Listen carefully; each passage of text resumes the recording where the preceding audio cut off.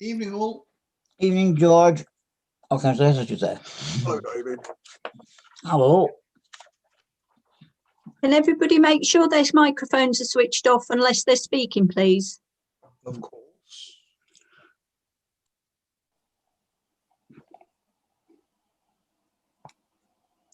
Okay, Chairman, we're good to go now. Thank you. Okay, thank you very much, Fiona. Right, welcome everybody to this virtual meeting of the Western Area Planning Committee. My name is David Beeman, and I'm the chairman of this committee. I'm supported this evening by officers Beth Howland-Smith, I hope, Lewis Jones, Chris French, Gemma Patterson, Philippa Stadden, Claire Woodratch, and of course Kimberly Sohn, who's taking the minutes. And also, I would also say that the Vice Chair, who is Councillor Rubini, is also here. Members and officers, please use the hand raise function within Zoom to indicate you wish to speak. And I'll take it in order. Please keep yourself on mute when you're not speaking. And our questions are kept brief and to the point. We will be timing speeches this evening, and an alarm will sound when you've been speaking for 4 minutes. If any member in the meeting loses the connection temporarily, we will pause to allow them time to rejoin the meeting. And if the webcast stream fails, then we will also have to adjourn until we're able to reset the connection. Right, everybody, let's go. Agenda. Apologies for absence and substitutes, Kim. Are there anybody? No, none, Chairman, we're all here. Oh, we're all here, right, jolly good. And minutes of the last meeting, the minutes of the last meeting have now been published, and is that agreed, everybody? Yes. Agreed? I'm getting lots of thumbs, Chairman. Ah, well then, there you go then. Okay, good. Declaration of interest. Kim, are there any declaration of interest you didn't see? I've not had any submitted, Chairman.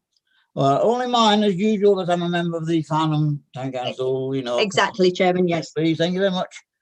Anybody else wish to declare an interest? No? I'm on the Farnham Town Council and licensing group as well. Yeah, but this doesn't. Okay, right, fine. Thank you, Councillor Hess. And I'm on the Farnham Town Council licensing and planning. Thank you. Okay. Right. Questions by members of the public? Kim, any questions from members of the public? None received, Chairman. And any questions from members today? None received, Chairman. I have had advance warning from Councillor Adams that there may well be one next time, I hear. But there we go. Okay. Right. Any relevant updates to government guidance or legislation since the last meeting? Beth? Thank you, Chairman. Nothing. Nothing. Right. Okay. Right. We now move on to the main items of the evening, which is the application for planning permission. Please note that the polling feature within Zoom has been set up so that votes on the following items can be taken by general assent or using the polling system. If a recorded vote is required, this will be done by roll call. Right. Okay. Next item, item 7. Planning officers, are there any applications decided on delegated powers to report? Thank you, Chairman. None since the last meeting. Right, fine. Okay, right. Okay, now we're on to the items for tonight's agenda, really main items. The first one being applications subject to public speaking, and in fact, this is item 8A1, WA2 2020 0995 and 0996. This is Landon House, Harts Yard, West Street, Farnham. Now, before we proceed on this, I think Chris French wants to say something. Yes, or Philippa Stadden, yes. Thank you, Chairman. You'll see I've alerted members to this. We've changed our recommendation to one of deferral, and we're seeking further comments from the police architectural liaison officer, and we intend to bring this item back as soon as we're able to do so, but we think it's important that we get those comments before the item is heard. Thank you. So our recommendation has changed to one of deferral. Thank you, Chairman.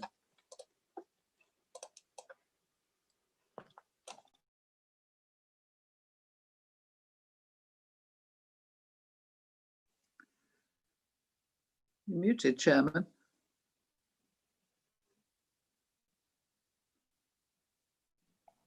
You're muted, Chairman. Chairman, you're muted. Sorry. We have to vote on this to defer it, don't we? That's a strict order, yes? We do, Chair. Well, I'm going to propose that we defer this item until these two items until the next, well, until we're ready to hear them. Yes, is anybody going to second that deferment, please? I see Councillor Coburn was quick. Thank you very much. Can we vote on that, please? Chair, can I just ask? Yeah. Are we allowed to make any comments about it? I don't think it'd be right or proper at this time to make any comments on this because we're still awaiting further information. Wait till next time then. Yes, then there'll be the opportune time to discuss this. It'd be wrong now to discuss anything when we haven't got all the information before us. Thank you. Believe. As a Okay. point of order, Chairman, I have indicated to speak on this, and I think other people might also feel they have the same right. And the reason being, if there is a deferral, then there may be other reasons which should also be looked at so that we don't ask for a deferral at the next meeting based on other things that may arise, which could have been said now. I do have a very brief reason to which I would wish to, but obviously if there are other people who would wish to speak, first of all, I have no right to dictate to you in what order you would take people. But I do think that if you're going to go straight to a vote, people who have indicated to speak should have the right to speak. I think that's in our constitution. Thank you. Fiona, advice, please. I don't believe we already need to take any more items today. We just go straight to the deferral in my book. Is that right, Fiona? Well, it's an unusual situation, Chairman. I mean, I would certainly caution against any members of the committee sort of making any statements now that might sort of influence or sort of prejudice how they might want to vote in the future. And I think we want to avoid getting into sort of too much of picking over it. I think to raise other items for potentially for deferral would be difficult without the committee actually considering the application and us actually going through the whole thing. I think it's up to you if you want to allow Councillor Hyman to make his statement or whether you ask him to in the same way that the public speakers are going to wait and make their statements when it comes back, when we've got all the information. I think it's up to you as to whether you allow or ask Councillor Hyman to keep his statement until then as well. Okay. Well, it is an unusual situation because there's Western Traffic Planning Committee. Councillor Coleman's got a hand up. Do you want to speak, Carol? Councillor Coleman? Well, I do, Chairman, just about what Fiona said. You know, there's absolutely no point in debating this now. We either have to debate it fully or we have to go for deferral. And we've had the information in advance in writing from the officer. This didn't come as a surprise tonight. So as far as I'm concerned, we defer the whole matter, then we can come along with the public speakers, with anybody else who wishes to contribute and discuss it fully. But we can't discuss part of it. I mean, that's just not what we do. We either determine it, you know, discuss it fully and determine it, or let's just go to the deferral, which was flagged up. Well, I can't remember whether it was days ago, but certainly we all received it in writing some time back. So it did not come as a surprise to any of us. Thank you. Yes, it's quite. And Councillor Deere has his hand up. Councillor Deere. Yeah, thank you, Mr. Chairman. I put my hand down because I didn't think much point in repeating what Councillor Coburn's just said. I, as a committee member, do not want to hear statements either for or against in the absence of a contrary argument that might adversely prejudice the decision of the committee when it does come to be heard. And that could get us into all sorts of procedural troubles, I would have thought, down the line. So I fail to see how a partial examination of this subject could be remotely proper at the moment. Thanks. Yes, and I quite agree with you, Councillor Coburn. And in fact, it was me who called the application in the first place. So I'm, you know, I think we just move straight to deferral vote personally. Is anybody prepared to second that? You know, it's Cal Coburn, Councillor Coburn's, yes. Okay. You muted. Right, can we have that a vote? Kim, do we have a vote to that? Chairman, I think you can just do that by assent. If everybody all right then. By assent, everybody agrees to that, yes? Yes, agreed. Thank you very much. Agreed. Right, let's move on. The next one is WA 2020-1238, Land at Apple Trees, 8A Courtsill Road, Hazelmere, G27 2NG. And the officer here is Claire Woodhatch. And Claire, could you please present, please? Hi, Chair. It's not actually Claire. Oh, It's going to be It's You're not going to would that, are you? No, okay. It's going to be myself presenting tonight on Claire's behalf. So, okay. Thank you. I'll just need to share my screen so you can see the presentation. Mm-hmm.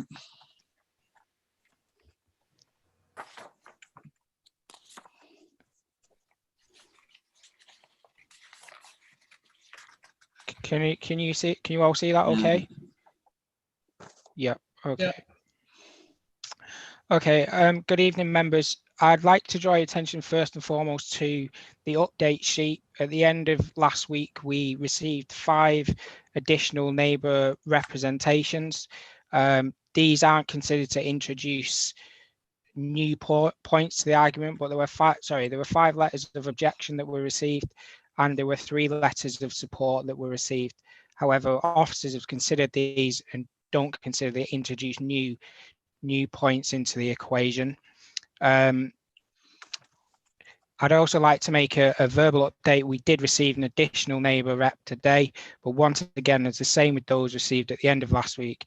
We don't think that they added any new points to the argument.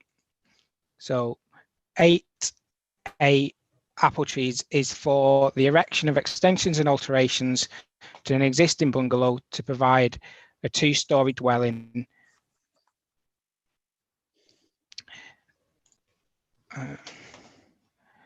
The application is located on the northern side of Courts Hill Road and is located to the south of Hazelmere Town Centre.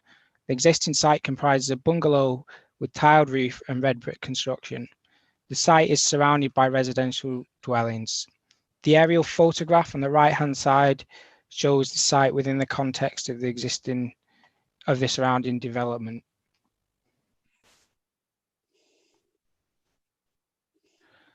This slide shows the site layout plan. The proposal is for extension and alterations to existing dwelling to create a 2-storey dwelling of contemporary design.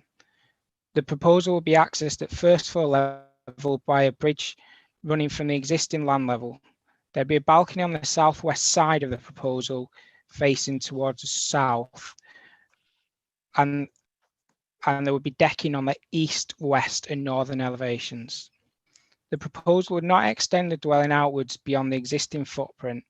To the north, east and west, neighbouring dwellings are all located at a lower level than the proposal site. To the south, Monkswood, formerly 4 and 6 Courtsmount Road, which is now a single dwelling, sits at a higher level than the proposal site. The first story extension would increase the ridge height by approximately 0.5 metres above the existing ridge. This would form a 2-storey dwelling, which in relation to the dwelling to the south would place first floor at ground floor level. The proposal is contemporary in design. It features timber cladding on the upper floor and painted brick on the lower. On the rear elevation, there's a large cubic window and 2 smaller windows at first floor level. On the ground floor, in the approximate place of the existing windows, there'll be full-length windows which would open out onto the decking area.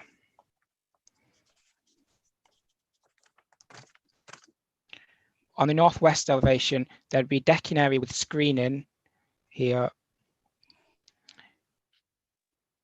Decking area with screening and a balcony with screening also, which would restrict views, so they would only be forward towards the south. Oh, sorry, I just need to go back to that. Sorry. On the southeast elevation, there'd be 3 windows at first floor, which would be obscure glazed, and this would be secured by condition. There is an existing decking on the ground floor side at this level. This application follows on from the refusal of a previous application, which was for extensions and alterations. This previous proposal proposed a box dormer coming off the rear elevation and an side extension which extended out towards the northwest and towards the south. and so the northwest, sorry, and the southwest. This application was refused for 2 reasons. It was considered that the scale, bulk, and mass of the rear dormer would be detrimental to the scale and character of the existing property and out of keeping with the appearance of the wider street scene, and was considered to cause less than substantial harm to the conservation area. It was also refused because on the side extension, there was no, on the side extension where new decking was proposed, there was no screening, and it was considered it would be harmful to the amenity of the neighbours on this side. The difference between this application and the previous application is that the current proposal is predominantly located over the existing footprint. It's considered to be a higher quality, and it's considered to be a higher quality design than the previous application.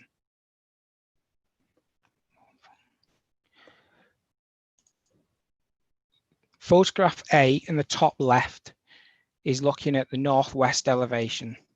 I want to draw members' attention to the change in land levels between the far left-hand corner and the hedge and the top of the lawn between the trees.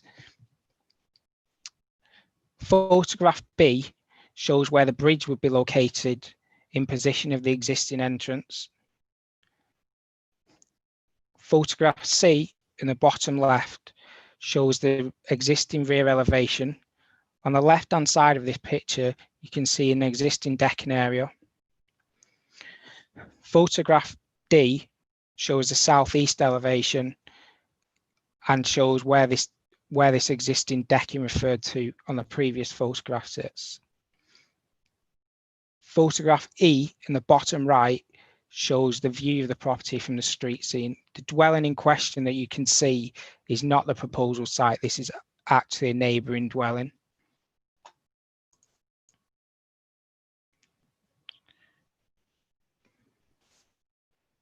Photograph F shows the view looking towards the neighbours at number 9 and 10 Sandrock. The proposal site measures approximately 40 metres from the rear of these dwellings to the rear of the proposed property, or the existing property, I should say. Photograph G in the bottom left is looking south towards the existing neighbour. There is a large head at ground floor level. This application shows. Oh, sorry, this photograph also shows a change in land levels.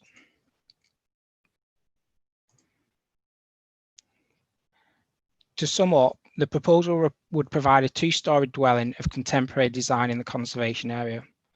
The council's conservation and historic building officer has noted that the existing dwelling is of poor quality design and is considered to have a neutral impact on the character and appearance of the conservation area because it is, in the main, not visible from the public realm.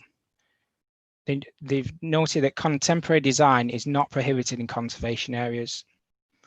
The character of this part of the conservation area is defined by its development after the introduction of the railway, with family houses for affluent individuals and properties from different periods of varying styles.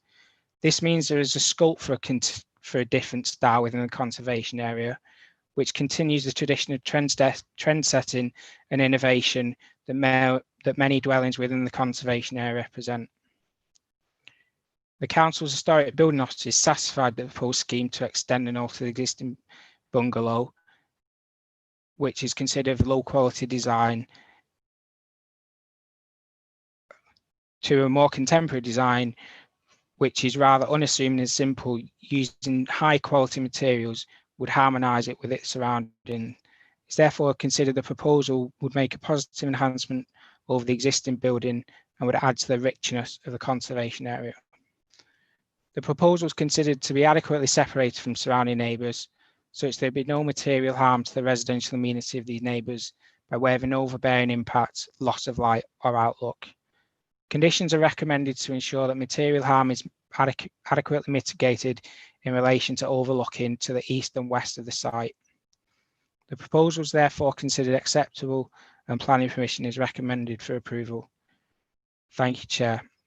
The main matters of consideration on this application are considered to be the visual impact and impact on character and appearance of the conservation area, and the impact on the neighbours. Thank you, Chair. Thank you very much, Chris. Well, we have some public speakers on this item, and the first is Catherine Gelder, who's an objector. You have 4 minutes, Catherine, okay? Thank you. So I live on Courts Hill Road. I and many of our neighbours, 11 in writing, have objected to these plans. We asked that the plans be rejected because of the extent of the windows and external decking and walkways, which would cause overlooking, loss of privacy, and light and sound pollution, and the incongruous modernist style, which due to its size, bulk, and appearance would be out of keeping with and would cause harm to the conservation area. Apple Trees is an infill development sandwiched between Courts Hill Road, Courtsmount Road and Sandrock. Any development here ought to be mindful of this location, surrounded by other homes and in the conservation area. Bearing these factors in mind, the architect has made some inappropriate and inconsiderate choices. For example, in contrast to most developments, and indeed the one that was rejected, this design features huge windows on all elevations, raised walkways and balconies on all sides, and includes a large first floor external terrace. Due to the site, these unusual design features are unavoidably orientated at neighbouring properties. As a consequence, if approved, many houses will lose privacy and suffer unacceptable noise and light pollution. The application and that report refers to mitigation measures and established planting as addressing these concerns. However, the mitigation measures are very limited and only address certain aspects. The planting that exists is patchy, deciduous, as in the case of the large hedge between my house and this, and was planted to screen the existing bungalow, so will do nothing for the additional floor with its huge windows, walkways and balconies. In most cases, adding planting to screen a two-storey building will deprive the neighbours of light. Unfortunately, due to COVID, the assessment of the impact of the first floor terrace, which is particularly troubling for us, was made without entering our house. I really hope that the councillors have had an opportunity to look at the photographs that I circulated in my letter prior to this meeting, which show, contrary to the previous presentation, that the terrace will have a direct line of sight into our bedrooms. No doubt this area is designed for dinner parties and socialising, and the thought of the sound and light pollution funneled in our direction due to the screening on the northwest side is frankly devastating. The second issue is the architectural style and how it fits into the surroundings. While there is a place for modern architecture, the question is whether this is the place for this building. You will have seen from the pictures, the colour ones are better in the report, that it doesn't adopt the style, material or characteristics of the conservation area. The applicant accepts that. The question that seems to remain is whether it should be permitted anyway. The applicant suggests that the proposal is of more architectural merit than the existing building and uses high quality materials, and that's enough. But as the Hazelmere Society letter explains clearly, that misses the point of the conservation area protection. The existing bungalow, though unimaginative, is unobtrusive, almost invisible. This new, bulky, boxy, largely glazed, aluminium, grey brick and timber structure is not. It's larger and so different that it will stand out prominently, making a visual contribution which is discordant with the protected characteristics. It's said that it can barely be seen, so it doesn't matter, but that's not correct on either count. I've walked around Hazelmere and I know I can see my house, and it will be seen from many locations, including from across the town. I've got more to say, but I know. Afraid my you're out time of is up. time. Yeah. Yeah. Thank you very much. Right, the next word speaker is Paul Buchan. I think Buchan, I don't know correctly, who speaking in support of the application. Paul, your 4 minutes. Yeah, hi, thanks. Firstly, I just want to say that I back the Planning and Conservation Officer's recommendations. I feel the application has been considered very thoroughly by these officers. And as we say, they agree the design enhances the conservation area. As to, in response to the previous talker's comments about the hedging from her property at the time of survey and at the time of design was a sufficient height that the proposed new ridge level did not go past the height of the existing hedge. We know that that owner in this time has lowered that hedge. We also know that trees around the site have been cut down prior to the committee members' visit in the last couple of weeks to make the Not situation true. work. That's not true. That is plainly not true. I have no. The survey gave a level for that hedge, which was 5 meters above the existing ground level, and we worked those levels, and our new ridge level is below the height of the hedge at time of survey. That is all I can say. And I completely agree with the officer's recommendations. I got nothing more to say.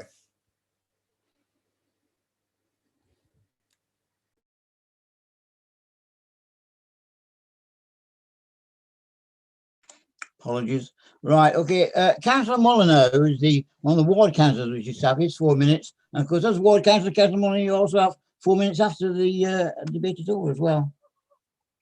Thank you very much, Chairman. I've asked to speak tonight because I am familiar with the Hazelmere Town Centre Conservation Area and with the scholarship and effort of the Hazelmere Society and others to secure the extension of the conservation area in 2005 to include the historic triangle formed by Sandrock and the eastern parts of Courts Hill Road and Courts Mount Road, in which the application site is located. The proposal before you this evening is for a modern design, which I suggest is completely inappropriate for this part of this conservation area and cannot properly be said to preserve or enhance it. There are 28 dwellings in the historic triangle and all contribute to 3 themes, which are made immediately obvious to the visitor when you walk round. The materials are brick, roof tiles and clay tile hangings on walls and gables. The wall colours are dark red, complemented by the rich russet brown of the tile hangings. The roofs are without exception pitched, usually with pronounced gables. It's of note that these themes are continued by the houses further along both Courts Hill Road and Courts Mount Road to the west of the boundary with the conservation area. In short, there's no sudden change in style. The historic triangle consists of Courts Hill Road running east-west along the ridge of the main hill above Hazelmere to its south. Sandrock, an ancient drove road, runs from the eastern end of Courts Hill Road down the steep hillside at 90 degrees and contains 9 cottages, which with one modest post-war bungalow date back to 1870. 100 yards down Sandrock, you turn left to Courts Mount Road, which is the hypotenuse of the triangle, and eventually joins Courts Hill Road 300 yards to the west. The first 200 yards of Courts Mount Road, to the west of the junction with Sandrock, is one of the oldest parts of Hazelmere. Many of the houses were originally the farm buildings of Courts Hill Farm, which was active until the end of the 19th century.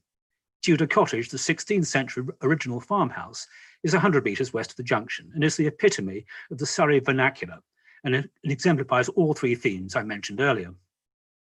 The northern side of Courts Hill Road, up on the ridge, contains substantial houses built after the arrival of the railway in 1859. The Surrey vernacular was adopted by the arts and craft movement, and famous architects like Brownrigg and Norman Shaw were commissioned by wealthy newcomers. A walk around the triangle is a satisfying experience which gives a strong sense of history and the pleasure of noting the constant recurrence of the 3 themes of materials, colour and roof shapes referred to earlier. The recurrence is in no sense oppressive because of the detailed differences between the individual dwellings. Conservation areas exist to protect the special architectural and historic interest of a place, in other words, the features that make it unique and distinctive. They are not uniform, and they can vary greatly in terms of the number of styles that they include and the age of the styles that they are there to protect. The Council's Conservation Officer states that contemporary designs are not prohibited. That is true, and there is quite possibly a conservation area somewhere in the UK where a modern metal and glass box design of the sort proposed would be a suitable addition. But I respectfully suggest that the Hazelmere Town Centre Conservation Area, in particular this part of Character Area 1, is not it. The proposed design will fail to complement the surroundings in all three dimensions. The dominant materials will be glass and wood, not brick, tile and clay hangings. The colour will be affected by the extent of fenestration, will not be brick red or russet. The roof will be flat, not ridged or gabled. It is no doubt true that sometimes the contrast between the old and the new is more appealing than what is often called a weak pastiche of the old.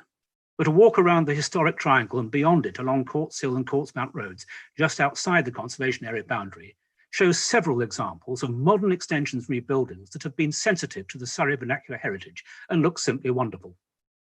The design is said to be superior to that of the existing building and of the previously refused application. However, I suggest that is irrelevant. The test is whether or not the proposed application will preserve or enhance the conservation area.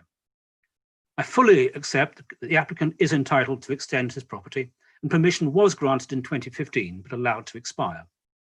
But please let any extension be sensitive to the characteristics and heritage of the beautiful area which Apple Trees is situated. There are many excellent examples of how this could be done within a few minutes' walk of this property, and I would urge him to have a look at that. So members, I hope you will listen to this and consider whether this really should be permitted. I am confident that if we refused it, it would survive an appeal, and I would love to see a much better design finally put forward and implemented. Thank you very much, Chairman. Thank you very much, Councillor Mulliner. Now, Councillor Hyman, you've asked to speak on this item, yes? Thank you, Chairman. Councillor Mulliner has covered the issues which concerned me, and I see no need to comment further. If I may withdraw, thank you. Thank you very much, Councillor Hyman. I appreciate it. Right, okay. Committee, who wants to start? Councillor Isherwood.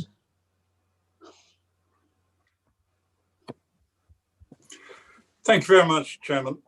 First of all, I'd like to thank the officers for organising the site visit.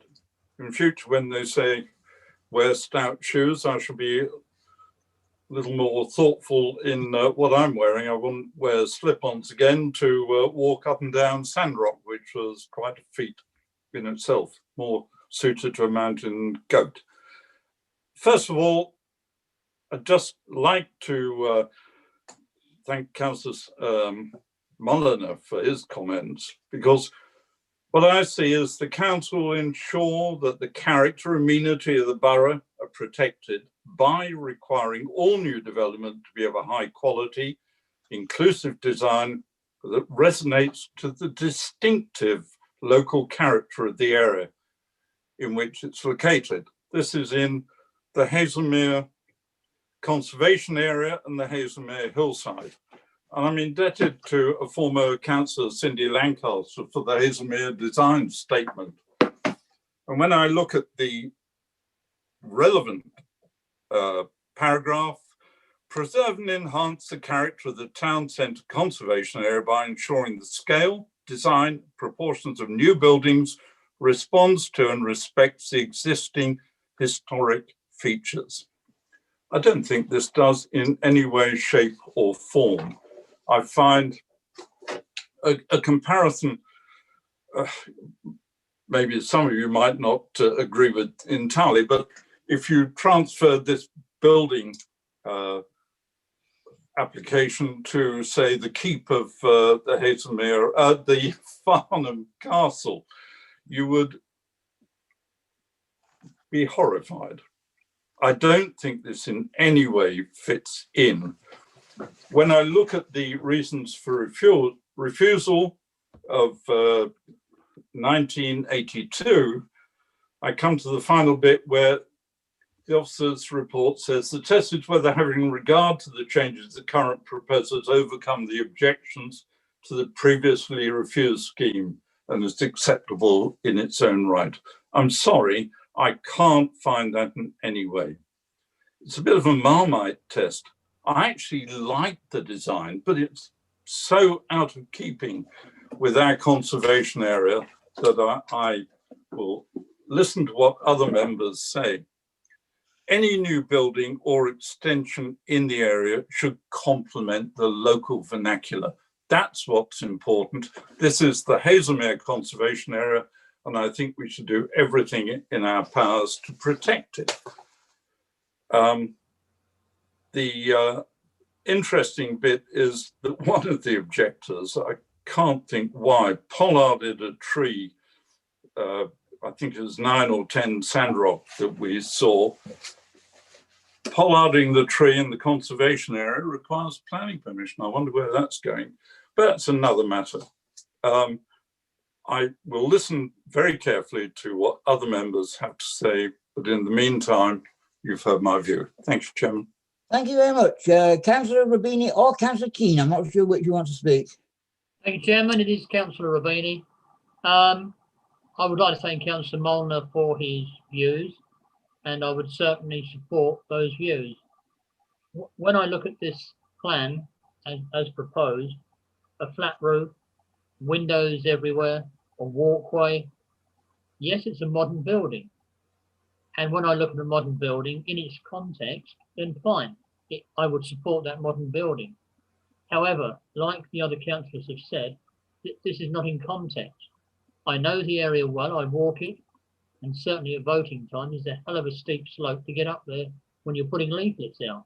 So it is a beautiful area, and it looks down on Hazelmere. And of course, the opposite, we can look across to Hazelmere, to this particular site. So it's got to be in context, and I find this is not. Wood cladding, the walkway, the balconies, the windows, I'm sorry, it just doesn't fit in this area. I do appreciate that it's in the middle of other housing. It can't readily be seen by walking across the front of the road. However, that's not the point. As far as I'm concerned, I will refuse this on the grounds that it is not in keeping, and I would like to see a much better design brought forward, far more in keeping with the houses that are around the area. Thank you, Chair.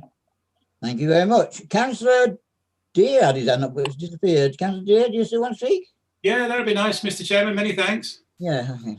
Good evening, everybody, ladies and gentlemen. I'm the Planning Committee ward member for this application. And looking at this proposal, there seems to be on the face of it arguments that it does meet a good number of the technical requirements, like the required privacy distances. The proposed roof line is only slightly higher than the existing ridge. Parking and ecology wouldn't be a problem, and the site density, square footage, seems to be acceptable for the plot. The existing building has no merit either, but we had a similar scheme turned down here before, 2019, 1982, which I've looked at, rightly turned down in my mind on the grounds of its scale, its bulk, and its appearance.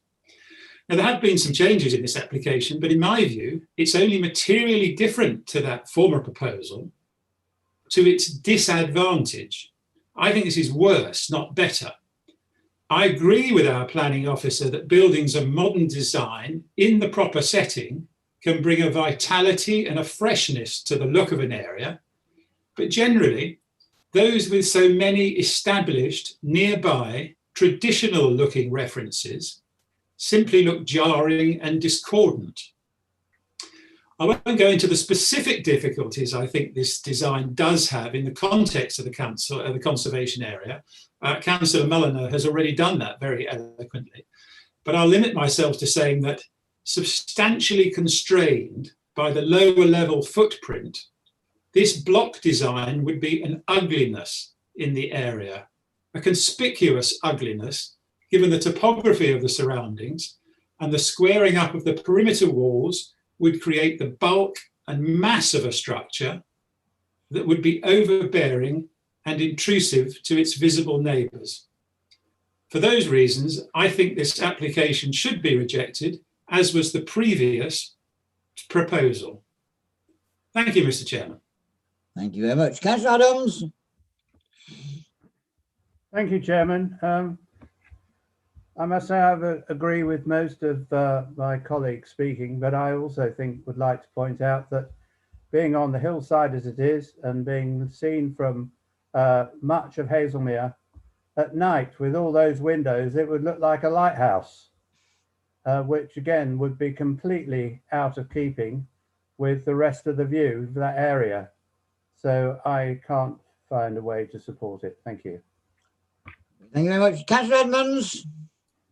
Thank you very much, Chairman. I have a number of observations. The first is I can't see how the design would meet policy D1, environmental implications of the development, and policy D4, design and layout, specifically be of a design on materials which respect local circumstances. So in terms of the development plan, I can't see how this application complies. I have two other concerns. One is the comment that the officers consider that the proposed modern design with a flat roof and contemporary materials would be of a higher quality. However, there's no reference to Design Guide 2019 to justify that claim. And the final point I've got is in terms of climate change. In climate change, I understand that the windows will need to be reduced so that the thermal retention of houses needs to be improved. This home seems to have windows everywhere. Therefore, I think it is alien to the concept of climate change, like climate emergency. Under those circumstances, I cannot support the application. Thank you, Chair. Thank you very much. Councillor Coburn. Sorry, Chairman, thank you. Yes, I try not to repeat everything everyone said. We've got examples of this sort of design in Farnham that have gone horribly wrong. They were innovative and we allowed them, thinking this would be the right thing to do, and how much we have regretted our decisions, I can't tell you. And it's all to do with position and topography. And I think I would echo Councillor Edmonds' problem with fenestration. It's one thing in a sort of remote area with a forest where you're not overlooking other people. You can do wonderful things with glass and low levels, and it looks fantastic. When you're in a built-up area, as we are in this conservation area, you are surrounded, you've got difficult topography, you have to be really quite, what's the word I'm looking for? You have to think about your neighbours even more carefully than you do in other situations. And I think this one, you know, to me, just doesn't tick the boxes. I can see what they want to do, and I have no problem with them extending that bungalow. It's not particularly attractive at all, but there are ways of doing that that would fit in with the area and not be so antisocial. It's the amount of fenestration, we see it time and time again along roads across the borough, which perhaps on paper look fine. Come 6, 7 o'clock at night in the winter, Councillor Adams used lighthouse. Yes, to me it just looks like one of these ocean liners, you know, lights everywhere. And I just feel it's the wrong place for this design. I think you can do a modern design, a much more modern design than obviously the bungalow itself, but not this one. I just think it's too, it's the fenestration really. The fenestration, I don't like the squareness, but I could accept that some people like that sort of design. But the fenestration with all the housing surrounding it, I think it's just unacceptable. Thank you. Thank you very much. Now I presume it's Councillor Keane wishes to speak, yes? Yes, Chairman, thank you. Well, like all the other speakers, I mean, I know that area extremely well, and there are some very beautiful houses up there, all, as Councillor Mullin said, slightly different, but they all fit in with each other. And our heritage statement, this building does not conform to what our heritage statement says, the Hazelmere Heritage Statement.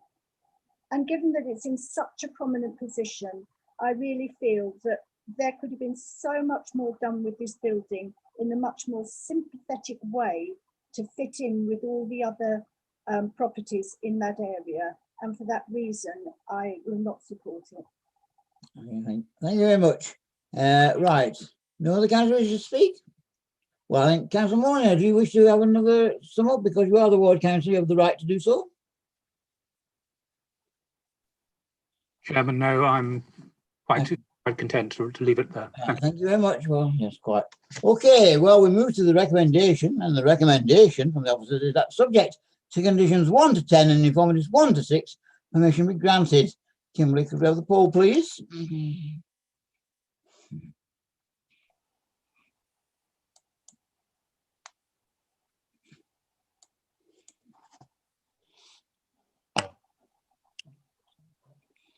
Against. Thank you, Councillor Keane. So that is 10 against, 11 against and 4 abstentions. So the application or that recommendation falls. So none for, 11 against and 4 abstentions. Right, we need an alternative proposal then. Anybody should put one forward, please? Thank you very much. Yes, all right. Anybody should put forward an alternative recommendation and reasons therefore? Yes, Councillor, I think. My recommendation to refuse. And anybody should second, Mr. Chairman. Oh, right. Come on, which ones? Yeah, okay, second. But now reasons therefore, anybody, officers, you wish to put forward? You've heard the debate. I think it's just what the reasons are going to be. Yeah, Chair. Yeah, thank you, Chair. In terms of what's been discussed tonight, my advice is that we use reasons for refusal similar to the previous proposal. I would be a little bit cautious about using light pollution as a reason to refuse the application, given that it still remains a domestic dwelling. So the reasons that I'm putting forward are the proposed development, by virtue of the size, scale, bulk, mass and appearance of the extensions and alterations, would be detrimental to the scale and character of existing property and be out of keeping with the wider appearance of the street scene, causing less than substantial harm to the conservation area, which is not outweighed by the public benefits, contrary to policies TD1 and HA1 of the local plan part 1, retain policies D1, D4 and HA of the local plan 2002 and of the MPPF and the council's residential extensions and SPD. Was there a typo in there, Mr. Chairman? The less than substantial harm to the conservation area? Was that what you said, Chris? Yeah, less than substantial harm is what I said. Yes. That can't be right, can it? Yeah. It is. Yes, it is. Okay. I mean, I know it sounds curious, Councillor D, doesn't it? But I mean, yes, I believe you got to take the full sentence in context. Yes, Chris? Yeah, that's correct. It's the wording taken directly from the MPPF. Substantial harm would be, say, the loss of a building or a loss of an asset. Okay, thank you for clearing that up, Chris. Chris French, do you want to comment?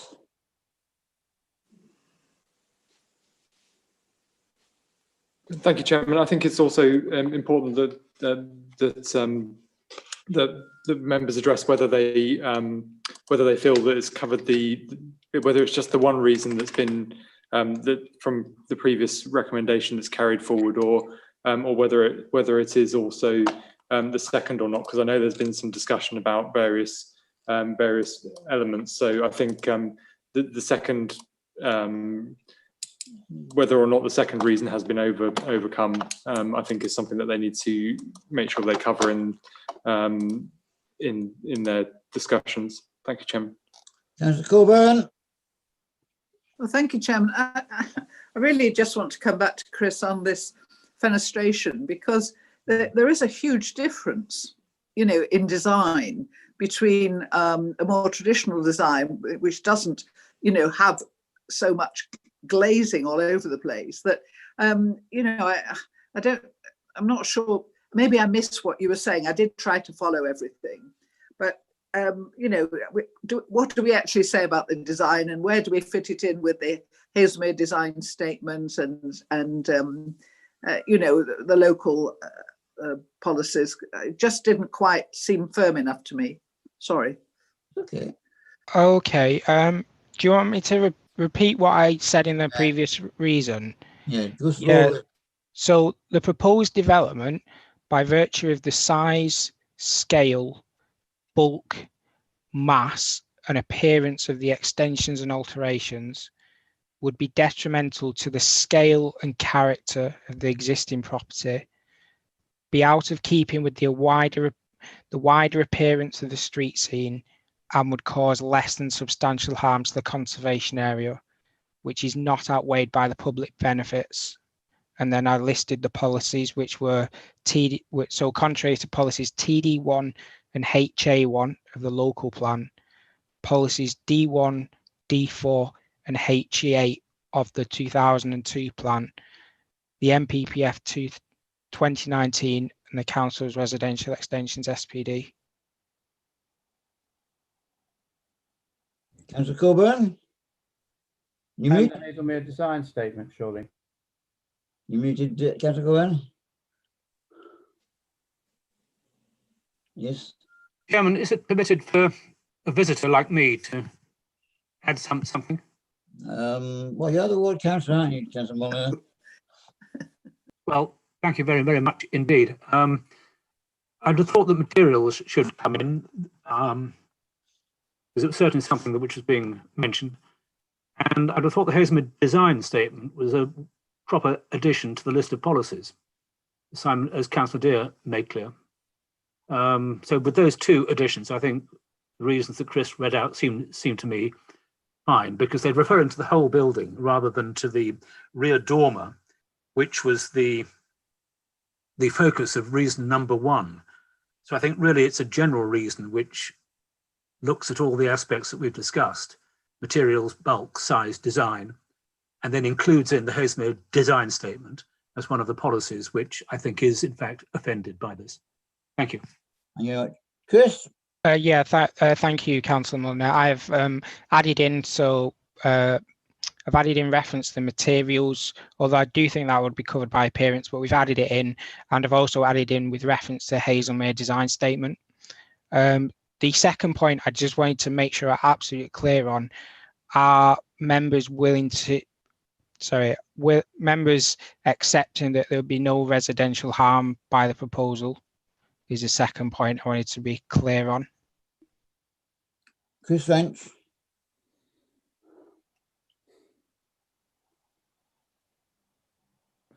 Thank you, Chairman. Yes, I think it's what Chris was referring to in that second point. There was a second reason for refusal on the previous application. The proposed two-storey side extension, by virtue of its extensive fenestration, albeit noting that some of the conditions in our current recommendation are for certain side windows to be obscure glazed, and also by reason of the decking, it said on the previous application, and the raised position in relation to neighbours' gardens would result in a form of development detrimental to the amenities of neighbouring dwellings and overlooking and loss of privacy, contrary to policies TD1 and policies D1 and D4, was a previous reason for refusal. And I think that's what we want the members to be clear on, is whether they're also suggesting that reason is carried forward, or whether it is now just the one reason that they are looking to have carried forward. Thank you, Chairman. Chris, I think they are, aren't they? Chris Turner?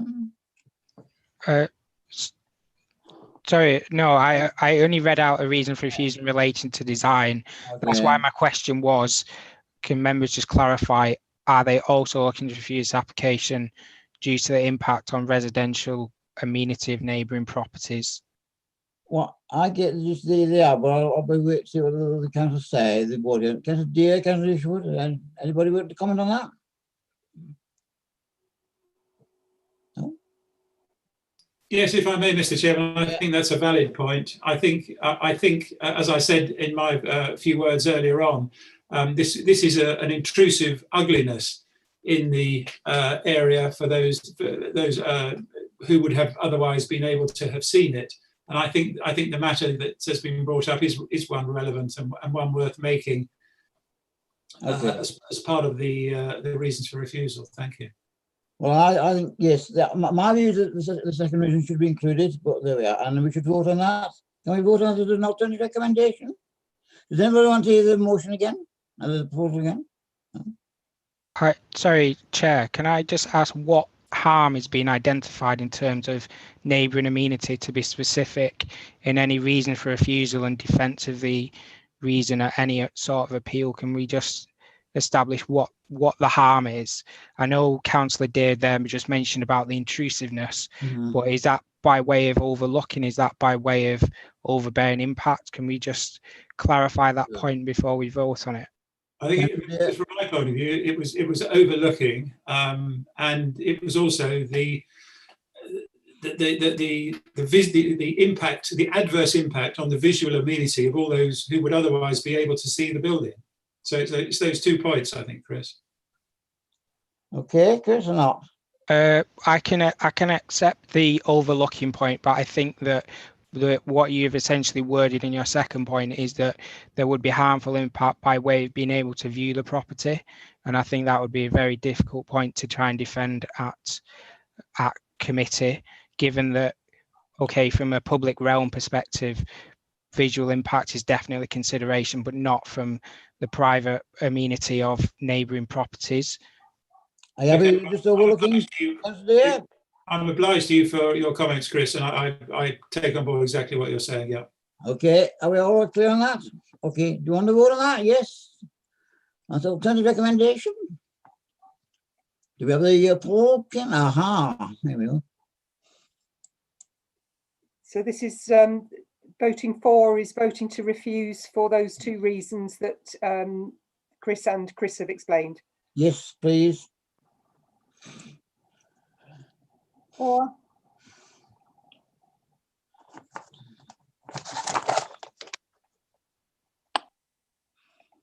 So that's 14 votes in favour, none against, and 1 abstention. Thank you very much. Well, that means the application is refused for the reasons given. Okay, thank you very much for the public speakers. Right, let's move on to the last item for tonight, which is WA 2020-1307, land at 19 the Fairfield Farnham, GU98AJ. The officer here is Gemma Patterson. And Gemma, would you like to present make your presentation, please? Yes. Hello, members. If you bear with me, I'm just going to share the screen.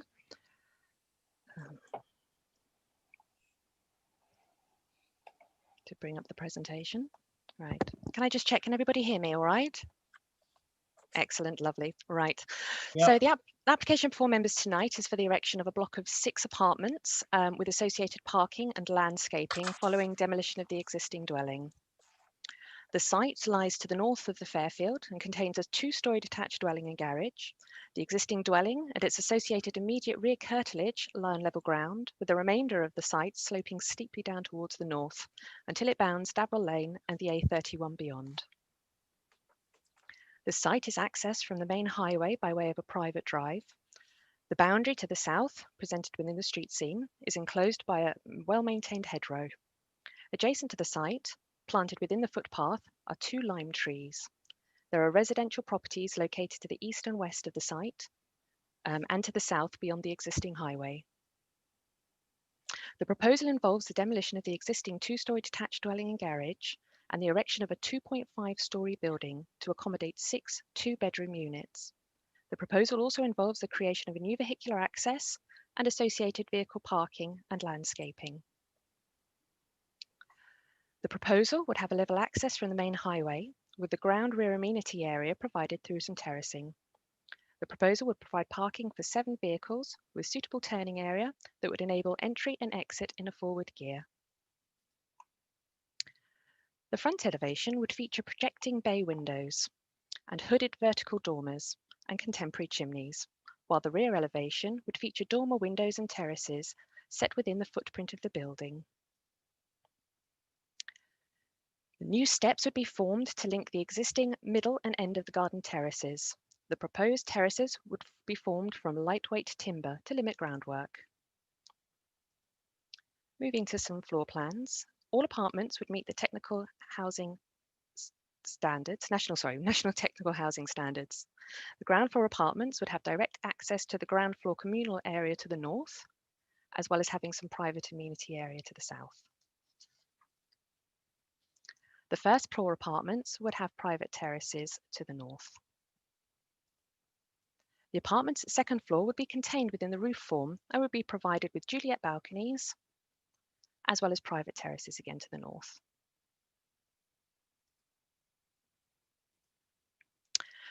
The design of the proposed building would be quite contemporary.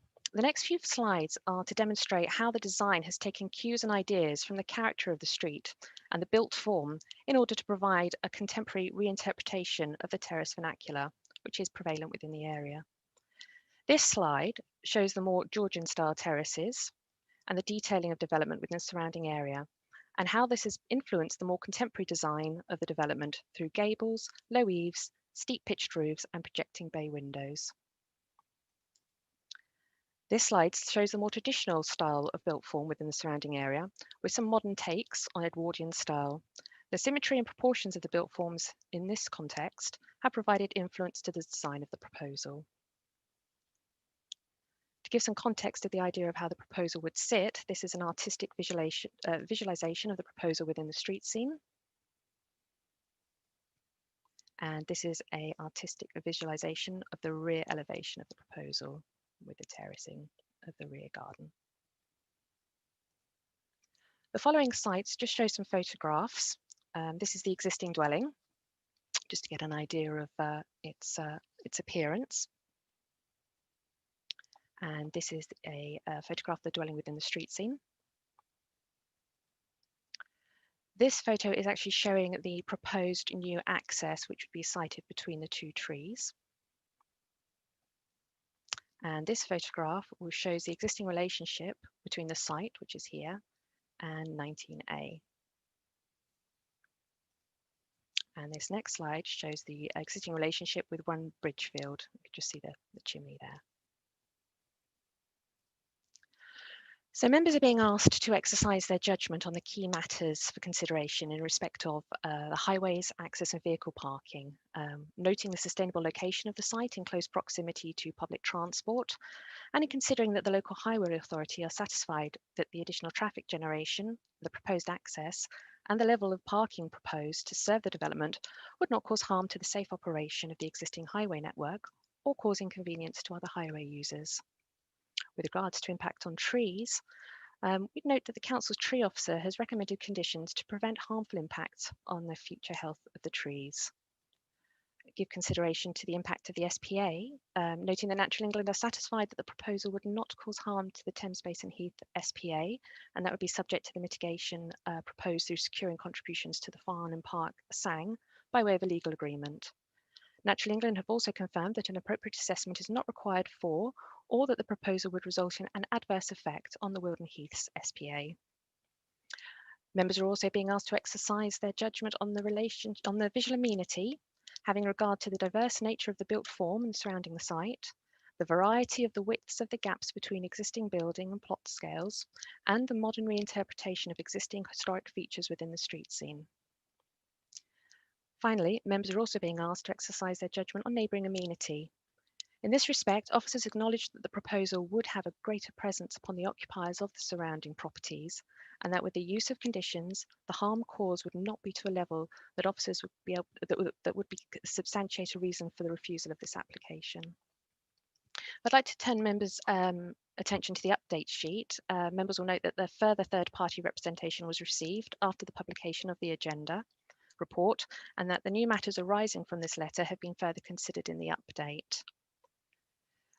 This application also has an oral report. The applicant submitted a response to the third-party representation, which was summarised in the update, which does not raise any new information beyond that, setting out what's already in the supporting transport statement and the neighbouring amenity section of the agenda report with respect of overshadowing.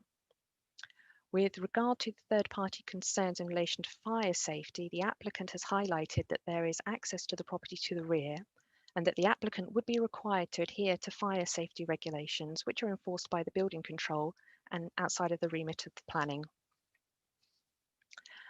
Therefore, in light of the above, the officer recommendation remains as set out on page 2 of the update, in that recommendation A, subject to conditions 1 to 5, informative 1 to 10, and the completion of a section 106 agreement to secure SANG contribution within 3 months of the decision, that permission be granted. And as set out on page 35 of the agenda report, recommendation B, in the absence of a completed section 106 agreement to secure SANG contributions within 3 months of the resolution to grant permission be refused. Thank you, Chair.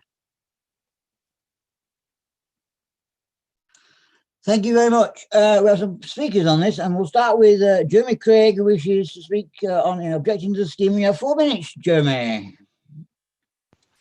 Good evening. Thank you very much. My name is Jeremy Craig, and I am a resident at number 1 Bridgefield. My objections in the main are the process is an inappropriate development contrary to TD1 of the local plan. The proposed development fails the 3-metre rule of the Council of Residential Extensions SPD. There is no provision for on-site play space. There is no provision and no assessment of the SPA mitigation. The development does not meet the Farnham Town Council design statement.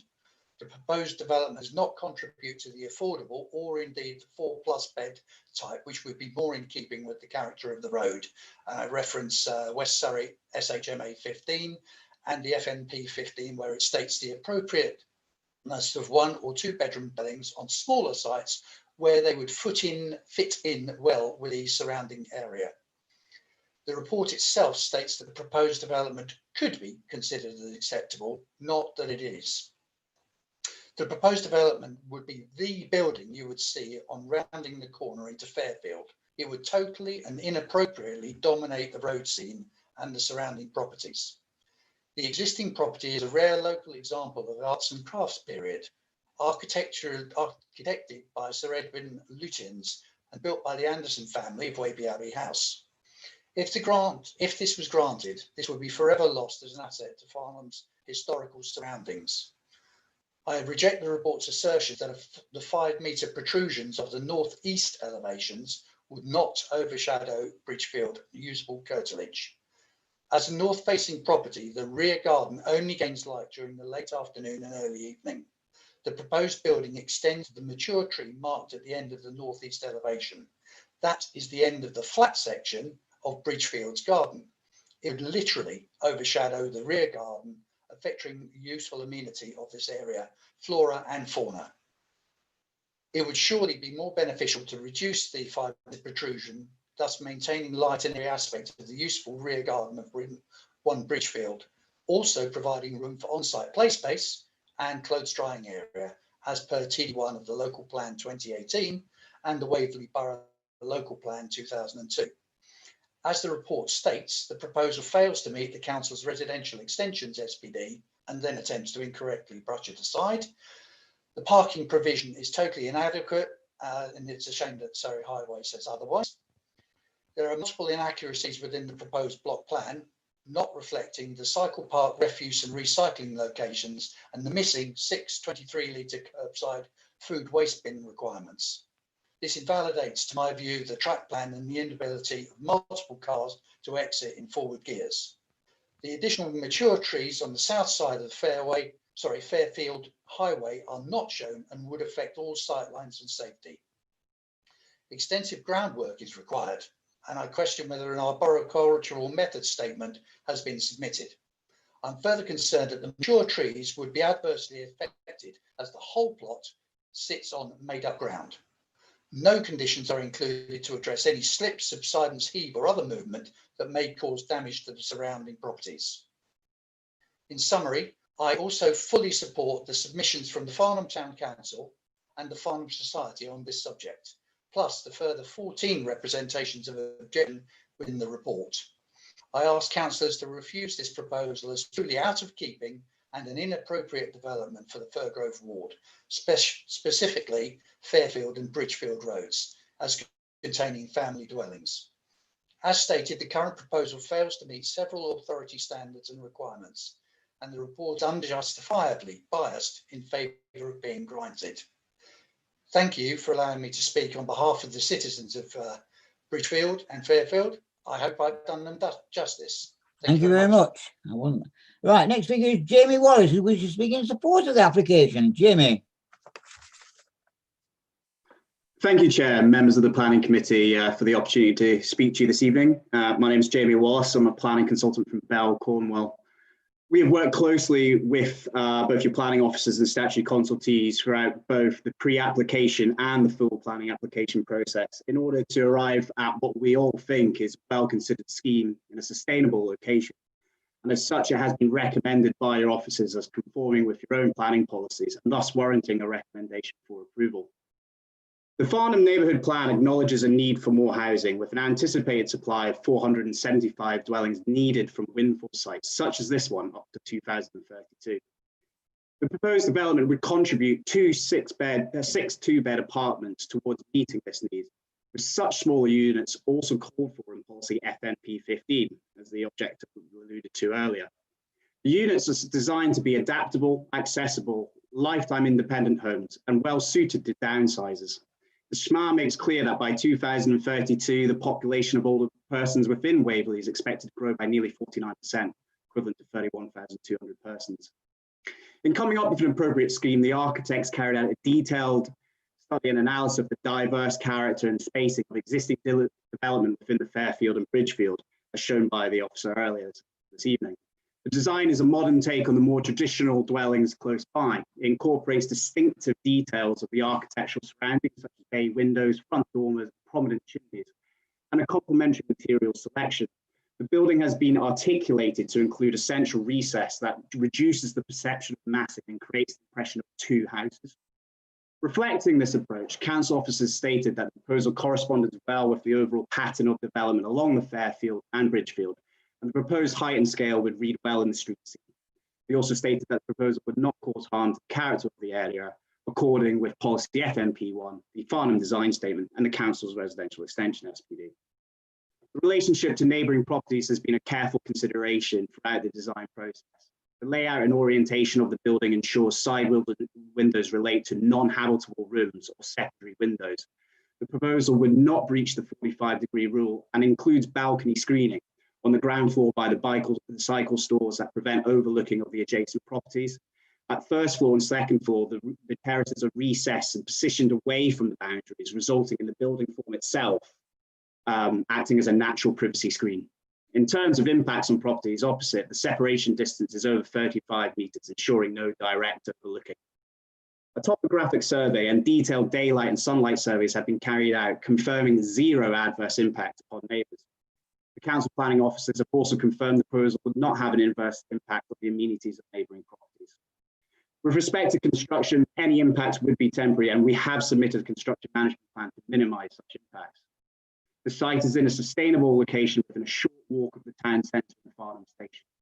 Car parking is to be provided for 7 on-site car parking spaces, and all spaces will have fast EV charging facilities. We also provide 12 secure cycle spaces, double the required standard. These measures will incentivise sustainable journeys, helping to address Farnham's air quality and congestion challenges. We prepared a detailed transport assessment and associated speed survey, visibility displays and tracking for parking, confirming vehicles can enter and exit in a forward gear. Surrey Highways confirmed that the proposal would not have any negative impact on the safety and operation of the public highway. The Fairfield and Bridgefield itself are subject to parking restrictions that prevent ad hoc on-street parking. Council officers also determined that the proposal would not cause any issues of highway safety or impeded operation of the highway network. The proposal will provide new opportunities for birds and bats and a likely net gain in biodiversity, as illustrated in the submitted landscaping plans. With regards to SBAs, the appropriate assessment approved by Natural England have been completed, and we have entered into a unilateral undertaking providing financial contributions to mitigate any possible impact. To conclude, there are no objections raised from any of the statutory consultees in respect of the proposals, with the scheme being consistent with the aspirations of the Farnham Neighbourhood Plan and the Farnham Design Statement.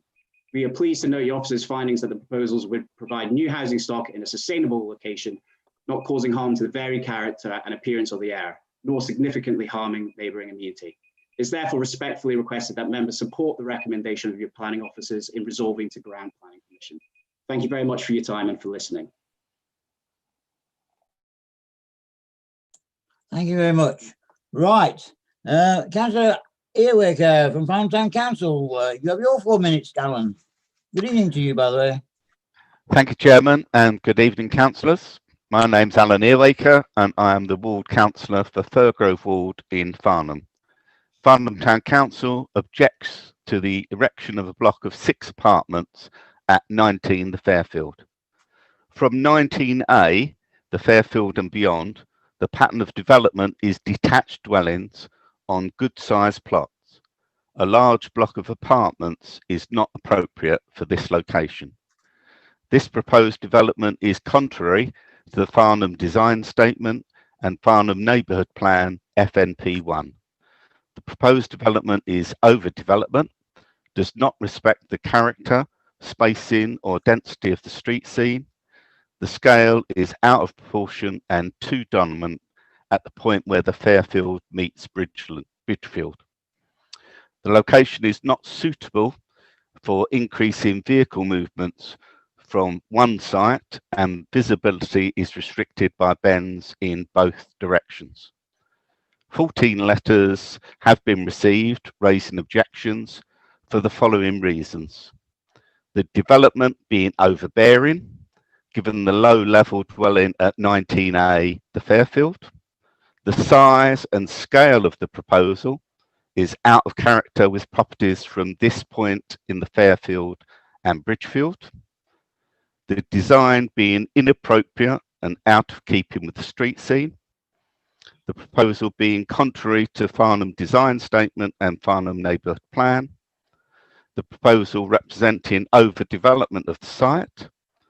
The proposal having a negative impact on the amenity of 19A, the Fairfield, and 1 Bridgefield, and being overbearing. The proposal would create an uptake in parking bays and residence parking, causing congestion. Access to and from the proposed development will be problematic and hazardous for the residents and other road users due to the bend.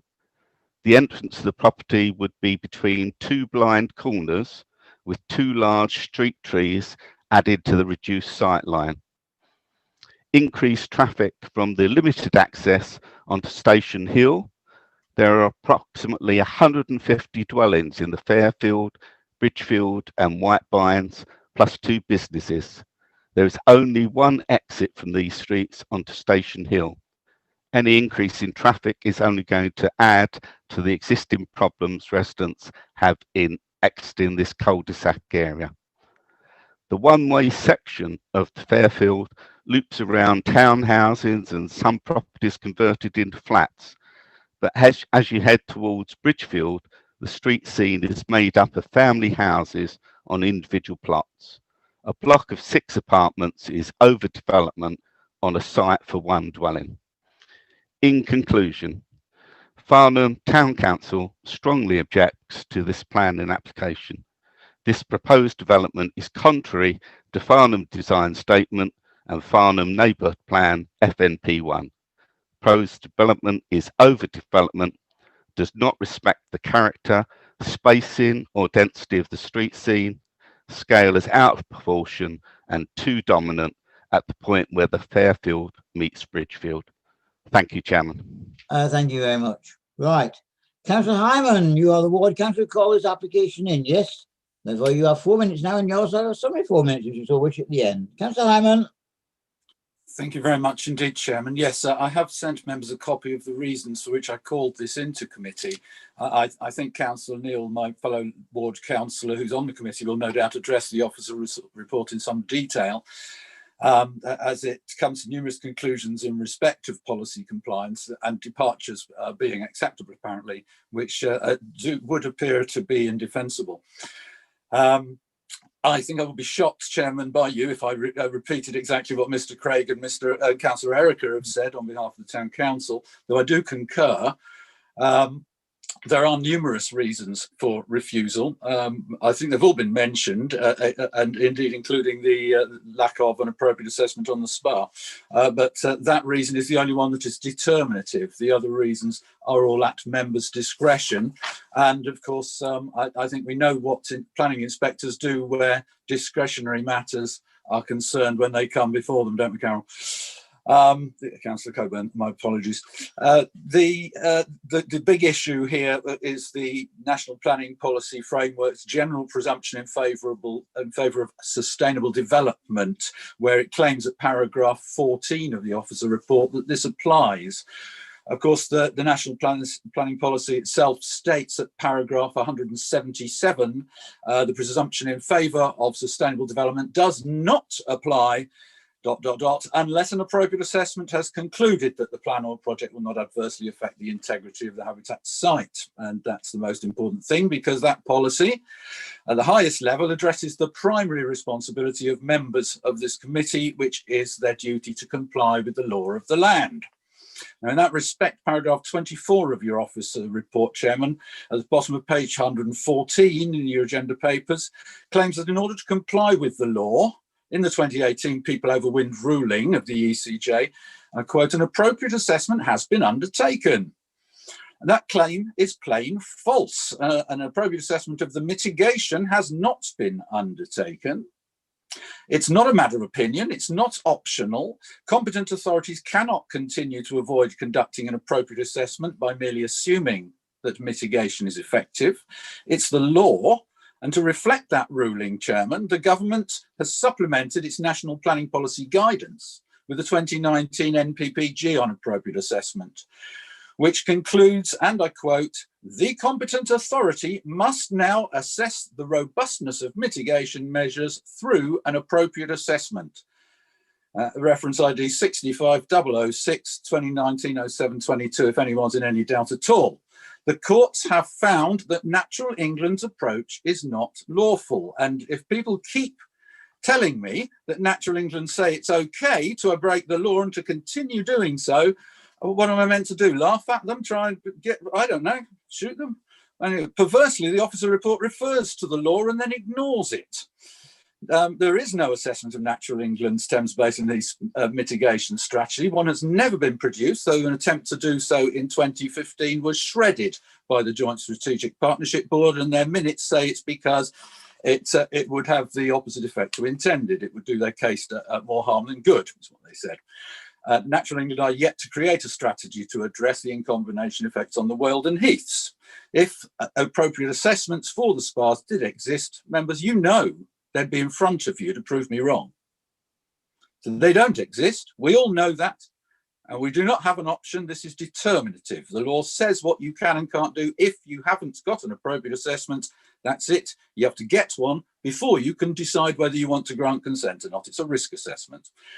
So it is the applicant's responsibility, Chairman, to provide the evidence that's necessary. And so it's their responsibility to ensure that Natural England provide it to them and to us. I suggest developers support my efforts to force Natural England to provide the effective mitigation and evidence that we need to grant consents lawfully. That's the right thing to do. Chairman, I will leave it at that because I've just got a couple more lines to say, but I'll get the opportunity to say those later time. Thank you very much. Indeed, Councillor Hyman. Thank you very much. Right. I shall now open it up. Councillor Neil is the first. Councillor Neil. Thank you, Chair. Good evening. Everything I want to say really is pretty much been covered by Councillor Earwaker's summary of the situation. I'm also a councillor, excuse me, in the area, so I know the area very well. The building is just inappropriate. I'm not against the design of it from an architectural point of view, but it is in the wrong place, I think. It's just overdevelopment for the site, not in keeping with the area. And of course, for those members who are not familiar with the area, as Councillor Earwaker mentioned, access to this development area, estate, if you like, is via just one road to the town centre, which is difficult to exit from, and hence, you know, that just adds to the problems in the area. So that's my views. Thank you, Chair. Thank you very much. Councillor Dixon. Yes, good evening, Chairman. Good evening, councillors. I had a look at this over the weekend, and I was reading with a great deal of interest all of the objections. And one of them caught my eye because somebody said in their letter objection that they thought this was a bad development because it would cause increased danger to children who were going to the nearby school, which made me think a bit closer about where this actually is. So I then, and it occurred to me that what we're building here is some smaller housing, not necessarily affordable housing, but definitely housing which could allow for a single parent and families to move into this beautiful, actually one of the most beautiful streets in Farnham. And I was having a look at the road, the Fairfield, and it is an astonishingly gorgeous house. And when you look up the property values there, that you find that the houses on this street sell between £500,000 and £1 million. In fact, the majority of them are valued at £800,000. And I was thinking, well, if there are school children walking along this road, you know, how many school children are of them? What we're seeing on this road is a lot of houses that have gained substantially in value over 20 years. They have very big gardens.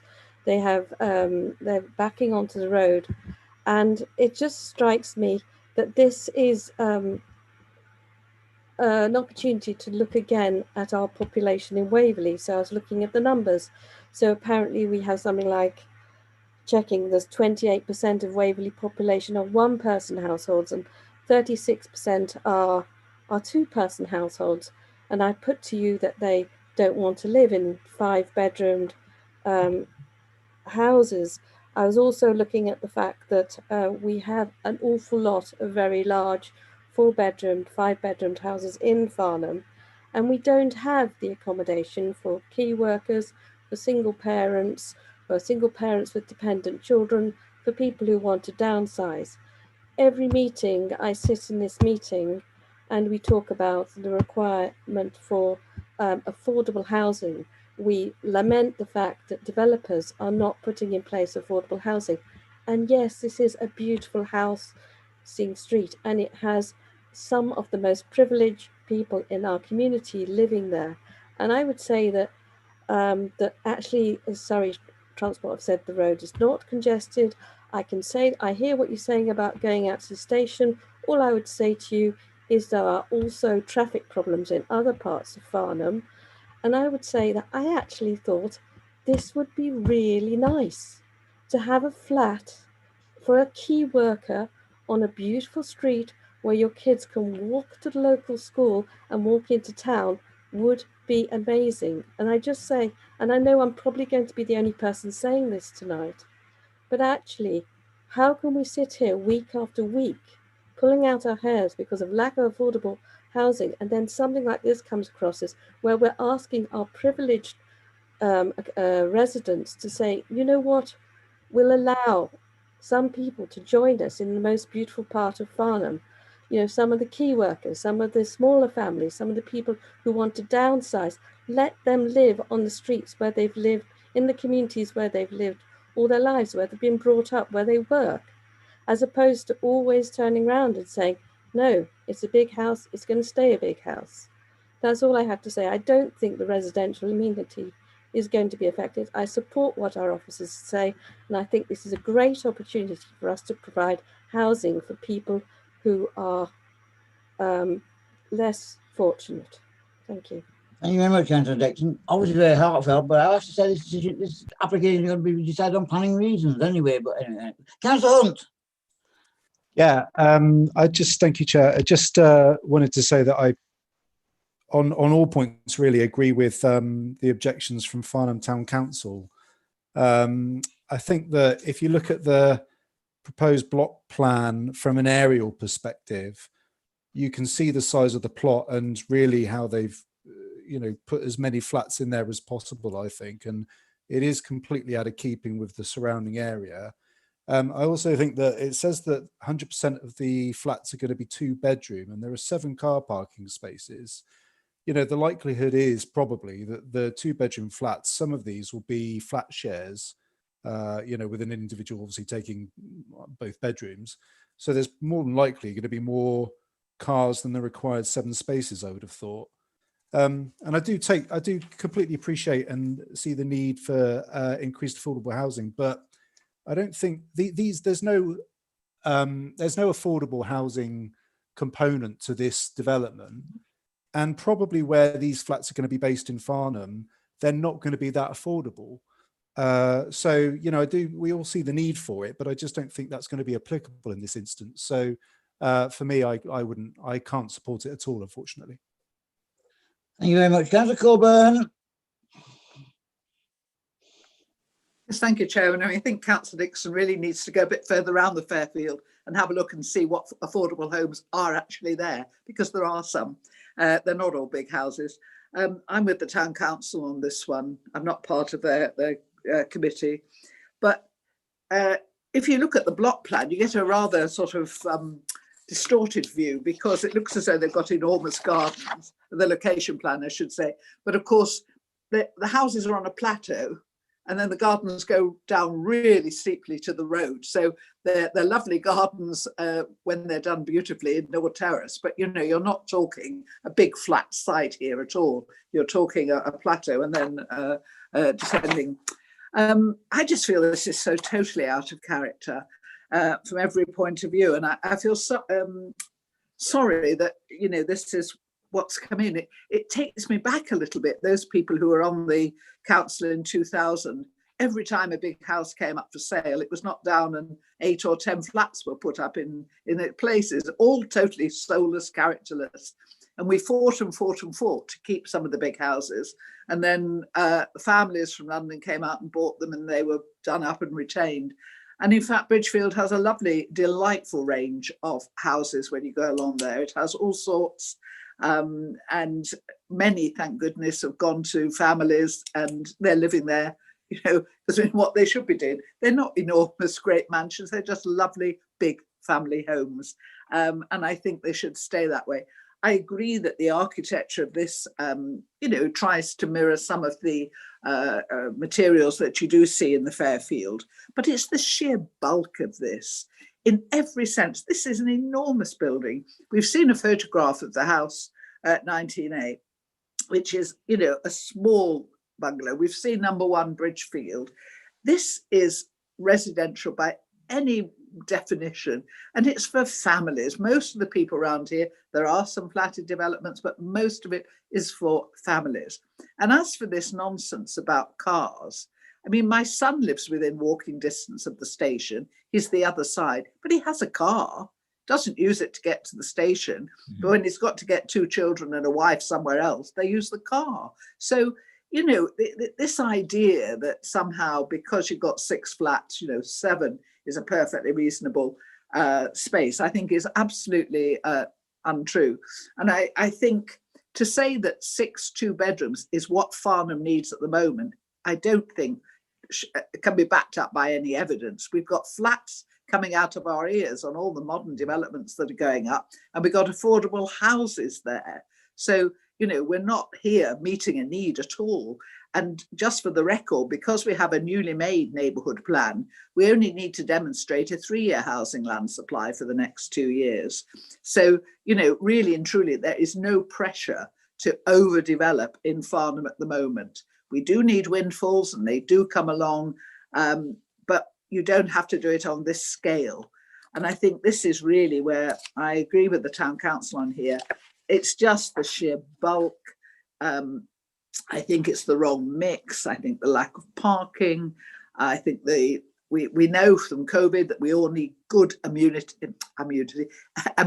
space and immunity, but we need amenity space. And there is not adequate amenity space by the time, yes, they can walk up and down. It'll be like doing that bit at, is it Eastbourne or one of these bits where you go to the bottom and then, you know, sort of realize you've got to go all the way back up to the top again. So I just think this is the wrong site for this, completely wrong. I don't think in terms of scale, it's remotely suitable. And I don't think the mix of housing, the parking is adequate. I think it does not sit neatly here within the character of Fairfield as it develops into Bridgefield. And I just think it's the wrong development in the wrong place. Thank you. Thank you very much. Councillor Evans. Thank you very much, Chairman. I noticed that the Surrey highways have justified the reduction in parking due to proximity to the railway station. If they'd said proximity to the Farnham town centre, then I wouldn't have had an objection. But basically, I think, just to repeat what others have said, there's insufficient parking. There's insufficient parking because it's overdevelopment. I would have no problem, I don't think, with the development if they had sufficient parking space and the footprint was correct. I also have a problem when how on earth they could have carried out this development all on site without utilising the highway. So on those circumstances, it's confirmed to me that this is overdevelopment. On that basis, I cannot support it. Thank you, Chair. Okay, now Councillor Hess, you had your hand up and it's disappeared. Do you want to speak or not? You were next in line. Well, I was going to speak, but Councillor Coburn and Councillor Edmonds have done a great job. I suppose I will say something. In the Farnham Neighbourhood Plan, policy FNP 15 for small-scale dwellings says that proposals for 1 or 2 bedroom dwellings on smaller sites within the built-up area will be encouraged where they would fit well with the character of the area. Well, this doesn't. FNP1 talks about new developments will be permitted where it is designed to a high quality which responds to the heritage and distinctive character of the individual area of Farnham in which it is located by way of height, scale, density, layout, orientation, design, and materials of the buildings. And quite frankly, what's before us tonight is very bland. I know they say it references other buildings in the road, but they're very bland. The left-hand flank wall will be very, very overbearing on number 19A, the Fairfield, which will be really very unpleasant for the residents there. The parking is inadequate, we all know that, and it will attract more vehicles and Amazon deliveries and supermarket deliveries and all the rest of it. It's a very congested part of Farnham. That particular road I drove down the other day, and it's very tight, and I just don't think it's going to work. As far as I'm concerned, the neighbouring amenity will be very negatively affected by turning an arts and crafts family style house into a bland and anonymous block of flats. Thank you, Chair. Thank you. Councillor Murray's. Thank you, Chair. Just to remind people that Brightwells is being built at an alarming rate, and there are masses of flats going up there, masses, right in the centre of town. So I don't think this is appropriate. And if any of you who weren't able to get down to that site, it is a beautiful road. I'm ashamed to say I haven't been down there, and I was quite taken aback. And just as our previous application that we saw for Hazelmere, where our colleagues were very upset about the sort of design that we were looking at in an area of conservation that you didn't feel fitted in, I can tell you this doesn't. Not in any way does this fit in with that road. And I think what we have to remember, whether this is a planning thing or not, is that communities and families are very important to ongoing communities and people staying in our area. And so I think this road does that. It gives us that. I don't think the flats will help in any way form that important community sense that we have. And I suggest, and I also would say that when you say, you know, there are architectural influences on this, surrounding architectural influences on this design, I'm hard pressed to see where that is. When you go to look at all those other houses, they're quite extraordinary. So, you know, in terms of that, remember we've got Brightwells. We don't need flats here. Thank you. Councillor Clark. Thank you, Chair. I won't say everything I was intending to say because much of it's been said already, but I'd just like to say a few words about covering the Farnham Neighbourhood Plan and also car parking and vehicle movements.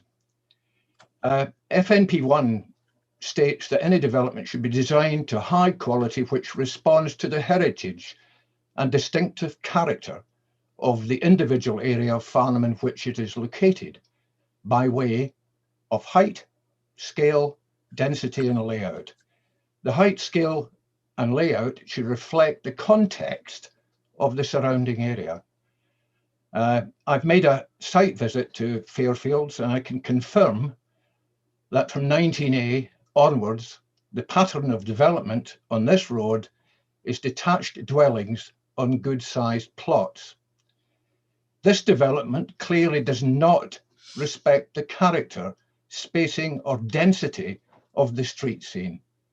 The sheer size and scale of shoehorning a block of 6 apartments into the plot of one family home makes this a clear case of overdevelopment. From the drawings, and I'm not an expert, it would appear that it is somewhere between 2 and 3 times the footprint of the houses on either side. Turning to car parking and vehicle movements, I've read Surrey Highways report, and I can say that I completely, as per usual, disagree with them. The location of this site, slap bang in between 2 bends in the road, is not suitable for the extra vehicle movements that 7 and possibly more vehicles will create. Along with the 2 enormous lime trees located on the pavement directly in front of the property, these 2 bends will severely restrict visibility. And with the extra vehicles emerging from the site, this will present an increased risk of accident. It's no use the developer or Surrey Highways saying that no accidents have taken place on this road in the last 20 years. It's what's going to happen in the future if this development goes ahead that we should be considering. Surrey Highways has adopted a strange approach on this occasion by saying that Waverley's car parking policy doesn't hold water as the site is located near the station. Their comments don't even properly address where the visitors will park their cars. With only 1 visitor car parking space, is the developer expecting each dwelling to take it in alternate turns for that 1 space? Finally, Mr. Chairman, having 6 dwellings on this 1 site will certainly have a detrimental impact on the neighbouring visual amenity. Thank you, Chair. Thank you. There being no further hands, and of course, Councillor Hyman, you have the right to come back. Briefly. Yes, that'll be quite brief, Chairman. No, yes. Councillor Dixon's quite right that Bridgefield is a very attractive street, and of course, Councillor Murray's is right that there's 138 flats at the Woolmead and 239 at Brightwell's development, which are supposedly coming forward. So, you know, I don't know that 6 would make that much of a difference if it's not the right thing to do. The issue here, I think, is that if you refuse on TD1 alone, then you leave us wide open to overturn an appeal and cost awards against us.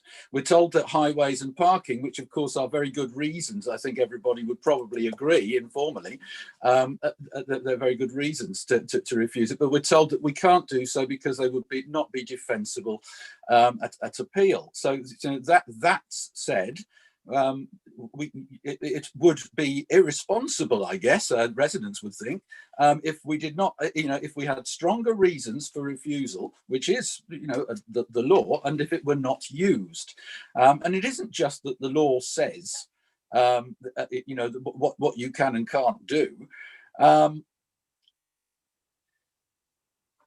We need to show our residents that our mighty words that we are constantly saying about preserving the environment, looking after the environment, aren't empty words. The law says that developers cannot buy a planning permission, in this case by merely purchasing some imaginary mitigation capacity at Farnham Park. And of course, members and officers have no right to determine that you can sell planning consents. So if members don't refuse consent on the grounds of no appropriate assessment, as I set out in my call-in for the application, the grounds are there, set out in a perfectly good form, then we would be depriving the public of their lawful right in respect of protection of the environment. That's from Waddensey judgments, it's not me saying it. We would be depriving them of their lawful right if we don't use the reasons for refusal, which are there in law and which are determinative. So I just want to finish by saying that if you turn to page 94, Chairman, if you wouldn't mind, of your papers, page 4 of 35 of the agenda of the report for this item is page 94, and you've got 3 pictures. The top one shows us, yes, the developers tried to really echo what's further along the Fairfield, and I accept that. And I do accept that, you know, 6 houses in some ways is better than 1, but in the right place, as Councillor Coburn says. Look at the middle one. Now, when you come round, if you've been to visit the site, when you drive around there and you're coming into Fairfield, you will see that middle one, that side, facing you every time you drive home to your nice home in Bridgefield. Above 19A, which is in the foreground, which you can't see, but it's obviously low down and tiny by comparison. Can you imagine every time people are driving home, their hearts will sink? I mean, we shouldn't be doing something that makes our residents' hearts sink. I know, you know, I go on about the technical reasons or whatever, but, you know, we have got what the law does is require honesty. And I'm being honest with you. That's what we get out of habitats, convincing objective scientific evidence. It's a demand for honesty. Planning does not always allow honesty to be actually the policy you've got to follow in your decision making. But if you're honest, that's not something I want to do to any of our residents. And that's why I say, you know, we've got a law that requires we're honest, and please use it, members. And thank you very much indeed. Thank you, Chairman. Thank you. Well, now I have to put the recommendation of the officers, and I shall do that. Recommendation A is that subject to conditions 1 to 15 and in comments 1 to 10, and the completion of a Section 106 agreement to secure sand contributions within 3 months of the decision, permission be granted. And recommendation B, that in the absence of the completion of a Section 106 agreement to secure sand contributions within 3 months of the resolution to grant permission be refused. Can I have the poll, please?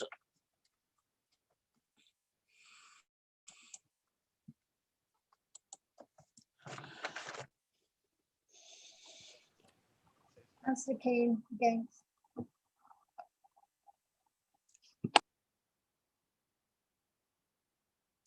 Yes. I think it's very straightforward. Now we need an alternative proposal, proposal, and reasons so far. Now, I take the points that Councillor Hyman has said, but I would say that as far as Waverley Borough Council is concerned, we are behaving quite legally, so that cannot be a reason, I don't think, in any refusal of motion. And who wants to propose a motion, please? Nobody. Yes, Councillor Coburn. Yeah, thank you. Yeah, I'll propose a recommendation for refusal. Anybody I need a second, presumably. Sorry? Well, there's Councillor Adams has put his hand up, and so yeah. An alternative recommendation. Yeah. Yes, please. Any other reasons for alternative recommendation?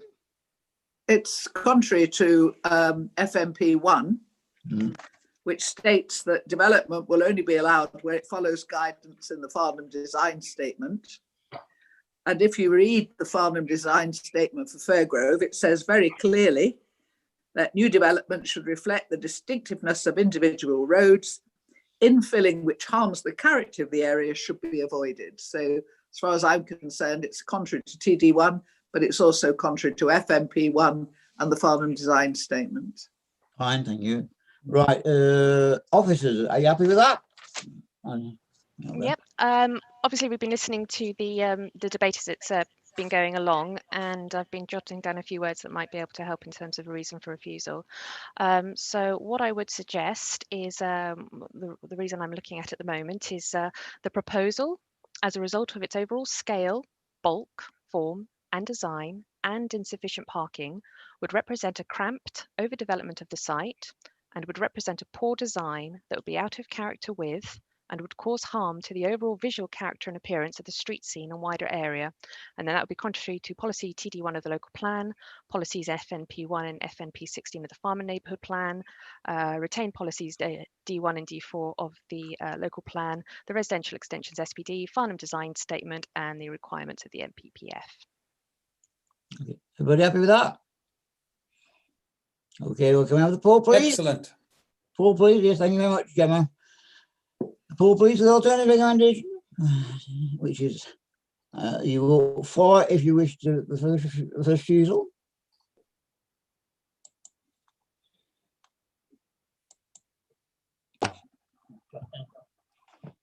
Councillor King for. Okay, right, well, that's the application refused for the reasons given. Thank you very much. I think that concludes the business tonight. There's no items in exempt. I would like to warn everybody that we will be meeting on the 8th of December, and also I'm afraid it looks like the 22nd as well. So because we've got another application, so I'm just giving you forewarning, that's all. Anyway, good night, everybody. Oh, no, Chair, sorry, can I ask you all, sorry, beg your pardon, Yes. with the reason of refusal, because we need to have the reason for refusal for the SPA as well, because we do not have a signed agreement. So apologies for that, members. There'll be a second reason for refusal, but in the absence of a appropriate agreement to secure the Section 106 agreements for the contributions to Farnham Sang. Fair comment. Yeah, everybody agree that goes in? Councillor Coburn, are you okay? Councillor. I was just wondering whether we needed to vote on that or whether we can sorry, just. beg your pardon.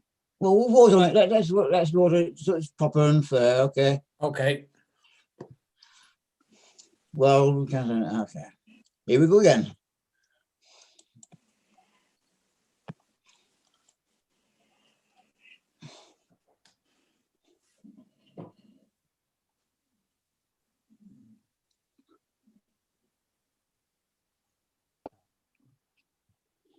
For.